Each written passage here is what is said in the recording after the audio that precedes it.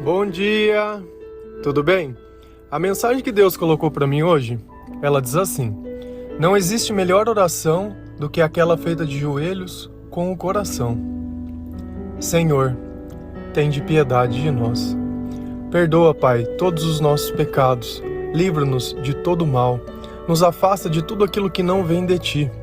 Envia, Pai, o Seu Espírito Santo nesse instante, para que tudo possa ser transformado, para que tudo possa ser renovado.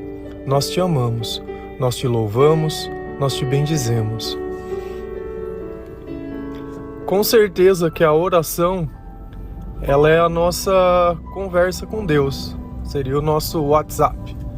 Então você simplesmente pega aquilo que está sentindo e começa a falar para Deus, começa a conversar com Deus, muitas vezes a questionar a Deus. Muitas vezes essa conversa ela é feita de lágrimas, muitas vezes essa conversa ela é feita em silêncio. Quando ninguém nem imagina que você está orando, você está lá, conversando com Deus, muitas vezes exaltando a Deus. Só que quando a gente olha na Bíblia, a gente nota que algumas pessoas elas se ajoelharam na presença de Jesus.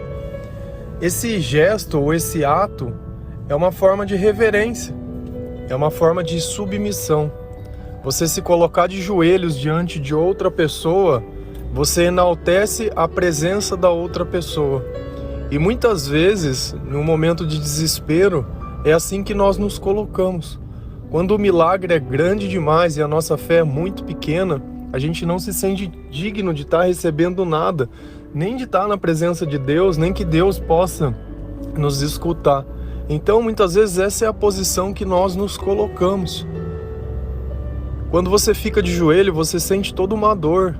Por mais que você esteja acostumado, dói os joelhos, dói. Só que nesse instante, a dor da alma ela é muito maior do que a dor física. E eu acho que não existe pior dor que a dor que tem na alma. Não é à toa que a gente toma remédios diferentes.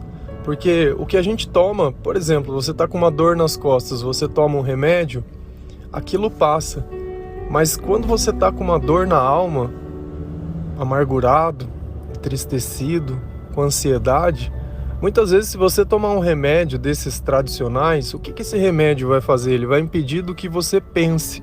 Porque se você não consegue pensar, você não consegue sentir. Ou nós vamos para os remédios caseiros. E quais seriam esses? Beber, usar algum tipo de substância ilícita, comer, fazer qualquer coisa que vai além do normal. Tudo que é exagerado. E essa é a forma para que nós não percebamos que dentro da nossa alma algo não está muito bem. A oração, ela é o remédio da alma, porque é assim que a nossa alma ela se alimenta. Vocês lembram que eu contei para vocês sobre a pomba que tinha feito ninho em casa? E olha que coisa curiosa. Nasceu 2 filhotes dessa pomba. E eles caíram do ninho e ficaram andando, agora eles aprenderam a voar. Mas eles sempre voltam para minha casa. Por quê? Porque aonde nós nascemos é a nossa casa. E nós não nascemos aqui, nós somos pessoas que foram feitas no céu. Nós estamos vivendo uma experiência que Deus nos proporcionou quando Ele nos tirou do barro, quando Ele nos empresta o Seu Espírito, para que nós possamos viver essa experiência. Mas o desejo é de sempre voltar para casa. Então, por mais que de manhã elas não estejam lá, no final do dia eu chego, elas estão lá de volta. E a gente acha que a liberdade é a gente ficar vagando o tempo todo. Não é. Liberdade é a gente sempre saber que a gente tem uma casa para voltar. Porque aquele que não tem para onde se encostar, ou não tem de onde ir, que vive vagando mesmo, ele não tem nada. Ele não tem uma raiz. Toda planta que não tem raiz, ela não para em pé, ela não para em lugar nenhum. Porque toda vez que vier a primeira dificuldade, a primeira chuva, o primeiro vento, ela vai cair de lado. E não vai ter ninguém para levantar ela. Muitas vezes, para a gente mostrar para Deus que aquilo que a gente quer não é uma besteira, que nós precisamos mudar a opinião de Deus em relação àquilo, nós devemos nos colocar de joelho sim. dar reverência a Deus, mostrar que Ele é maior que nós. Se você notar na Bíblia, tem uma passagem que está lá em Mateus 15, 25, a palavra diz assim: a mulher veio, adorou de joelhos e disse: Senhor, ajuda-me. Só que Jesus, ele não queria ajudar essa mulher porque ela era de outra tribo. Então, teoricamente, ela estaria tirando a bênção de Israel. E ela vai lá e ela fica de joelhos e diz: olha, Senhor, até mesmo os cachorros se alimentam com as migalhas que caem da mesa. Dá alguma coisa para mim. E Jesus, olhando aquilo, falou: mulher, tamanha a tua fé. Você vai receber aquilo que você quer. Por quê? Porque ela não teve medo de se humilhar para Deus, não teve medo de se colocar pequena, não teve medo de se colocar dependente. Ela viu a oportunidade e não teve medo de se desfazer. E essa é a questão. Se você sente que Deus está em algum lugar, não tenha medo. Não tenha medo do que as outras pessoas vão pensar. Muitas vezes você pode estar dentro de uma igreja e a pessoa fala: olha, quem quiser uma oração, alguma coisa, vem aqui na frente. Você está mais preocupado com o que os outros vão pensar a hora que você está lá do que propriamente em receber a graça. Eu teve um momento que era desse, bem no começo da minha conversão, que foi exatamente esse mesmo pedido. Olha, quem quiser pode vir aqui na frente. E eu não vi, e vocês imaginam, eu era ateu, estava indo as primeiras vezes na igreja, não conhecia os ritos, vamos dizer assim, a forma que se fazia. Eu levantei, não só fui lá na frente, mas eu me prostrei, eu fiquei de joelhos e pus o meu rosto no chão e comecei a chorar e a pessoa foi orando. E muitos não estavam entendendo nada, alguns ficaram de pé e isso, mas uma coisa eu tenho certeza, eu saí com a minha bênção aquele dia lá de dentro.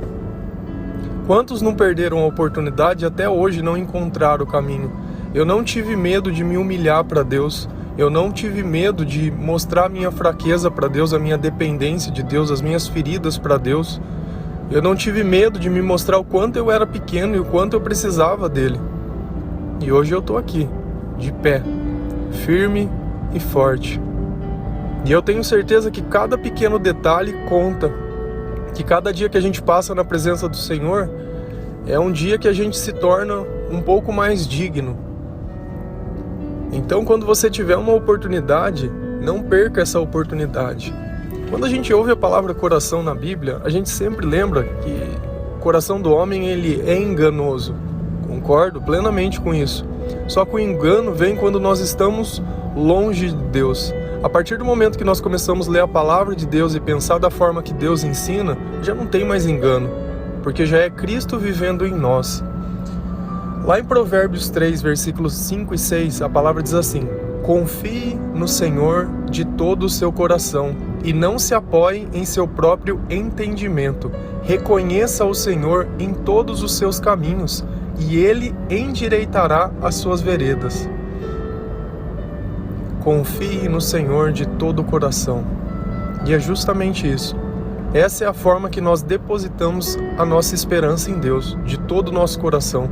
Nós não temos dúvida, nós não temos motivos para pensar diferente. Nós acreditamos piamente, primeiro, que Deus existe, segundo, que Jesus ressuscitou dos mortos, terceiro, que o Espírito Santo é o Espírito Consolador, e quarto, que Jesus pode nos salvar. Nós não temos dúvidas de nada disso. Agora olha que curioso, ele diz assim: não se apoie em seu próprio entendimento. Percebe que todas as vezes que nós vivemos apoiado no que nós mesmos pensamos ou achamos, a nossa vida ela não andou para frente. Muito pelo contrário, ela andou para trás e nós sempre ficamos dependentes das outras pessoas. Sempre, o tempo todo, nós estávamos à sombra de alguém. Sempre como aquela mulher esperando uma migalha cair da mesa. E quando nós paramos de fazer isso e começamos a usar a sabedoria divina na nossa vida, a nossa vida ela começou a mudar de um jeito que a gente nem poderia imaginar.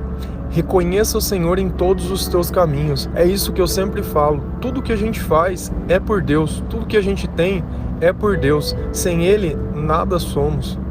Nada. Tudo que temos não é conquista nossa, é conquista dele.